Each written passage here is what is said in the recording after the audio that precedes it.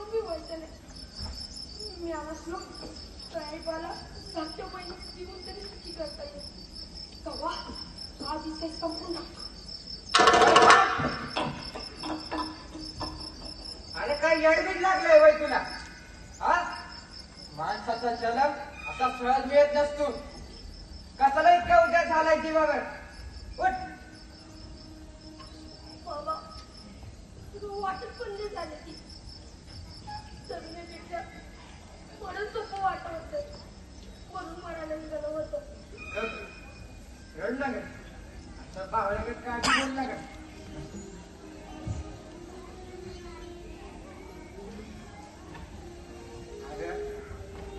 प्रत्येकाच्या आयुष्यात असा प्रसंग केव्हा तरी येतोच. तो आपल्या परीक्षेचा काळ असतो. परमेश्वर परीक्षा बघत असते आपली. असा हे सोडू नगस पोरा.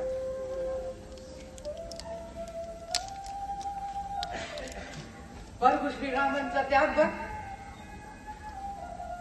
राज्य होण्याची समधी योग्यता असून बी वनवासाला गेले. त्यात दुःख काय कमी होतं म्हणून सौताच्या वडिलाला म्हणजे राजे दशरथाला बी गमावलं. कुठं कुठं सावरावं असं म्हणताना सीतामातेचं अपहरण केलं त्या रावणानं.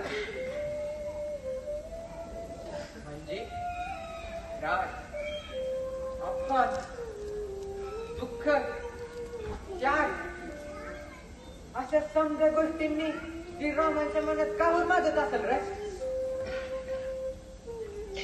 पण तरी बी या समजा गोष्टीतून मार्ग काढत वर्जेच्या कल्याणाचा विचार करत त्यांनी रावणाला हरवलंच ना. तसंच तू बी तुझ्या मनातल्या वाईट विचारांच्या रावणाला जाळून टाक. एकदा तुझ्या आईबाचा विचार कर.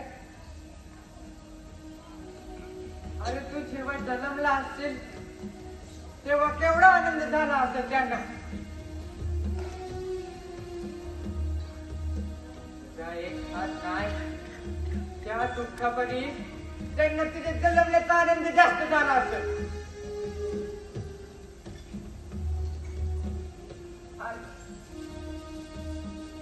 आता पाळणा करून तुला वाढवणार तो काय हातचा दिल बघायला वाट.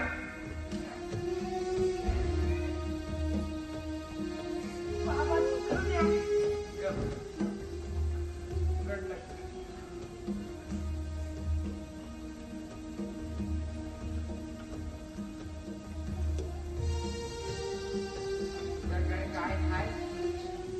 बघण्यापरी काय हाय याच्याकडे लक्ष दे.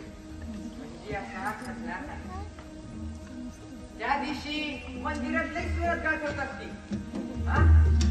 असं गात गात आजूबाजूच्या गावामध्ये पुन्हा म्हणजे तुझी कलावी लोकांची जाईल आणि 4 पैसे बी सुटतो. आवडीची काम केलं तर आपण पण तुला तुझीच साथ शोधुनी तुझी वाट झाले.